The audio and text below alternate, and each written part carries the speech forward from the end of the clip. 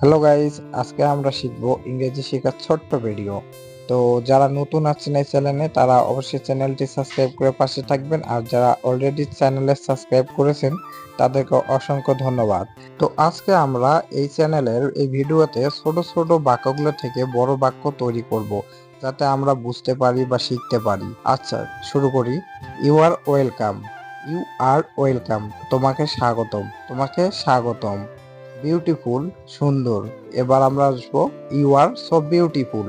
Just ওখানে you are so beautiful মানে so beautiful যুক্ত করলাম। ইউ আর সো বিউটিফুল এখানে হচ্ছে বাংলা হচ্ছে তুমি অনেক সুন্দর। আর ইউ অলসো বিউটিফুল এর বাংলা হচ্ছে তুমিও সুন্দর। ইউ অলসো বিউটিফুল, আমরা আগে জেনেছি অলসো। তো তো ঠিক আছে, ইউ আর অলসো বিউটিফুল অর্থ হচ্ছে তুমিও সুন্দর। কনফিডেন্স, কনফিডেন্স অর্থ হচ্ছে আত্মবিশ্বাস। তো জানলাম আমরা কনফিডেন্স অর্থ আত্মবিশ্বাস। I have most confidence. আচ্ছা, ছোট বাক্য থেকে আমরা আবার বড় বাক্য তৈরি করতে চলেছি। আই হ্যাভ মোস্ট কনফিডেন্স এখানে হচ্ছে আমার অনেক আত্মবিশ্বাস আছে, আমার অনেক আত্মবিশ্বাস আছে। I don't know, I don't know অর্থ আমরা সবাই জানি, আমি জানি না। আই ডোন্ট নো, আমি জানি না। ফরগেট অর্থ হচ্ছে ভুলে যাওয়া।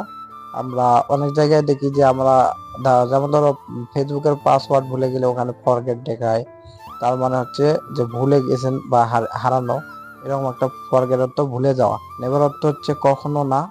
এবং I never forget you, I never forget you Bangla হচ্ছে আমি তোমাকে কখনো হারাবো না। বাংলা হচ্ছে আমি তোমাকে কখনো হারাবো না। I never give up, I never give up আমি কখনো হার মানবো না, আমি কখনো হার মানবো না।